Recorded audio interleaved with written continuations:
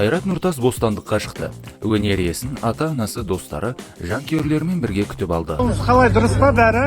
Жақсы да, дұрыс па бәрі? Рахмет. Қолдау көрсеткен баршаңызға көп рахмет, менде бәрі жақсы, деді Қайрат Нұртас.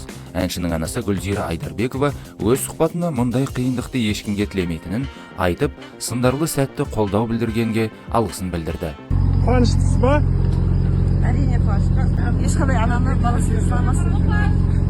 Жүрекке алам салып, баламыз Аллахтан сұрайық, бәрі жақсы болсын. Айта кетейік, шараға әншінің достары, ата-анасы және отырар басылымының журналистері қатысты. Бірақ оның балаларының ешқайсысы ол жерде болмады. Олардың барлығы қазір шетелде жүрген көрінеді. Гүлзира Айдарбекова Қайраттың ұлдарының бірі, әкесі бостандыққа шыққанда әжесіне қалай телефон шалғанын скриншотқа түсіріп алған болатын. Абақтыдан босағаннан кейін Қайрат достарымен барып мейрамханаға босауын атап өтті. Әртістің анасы 15 қамалған күнде 18 тойын атымен жасағанын хабарлады.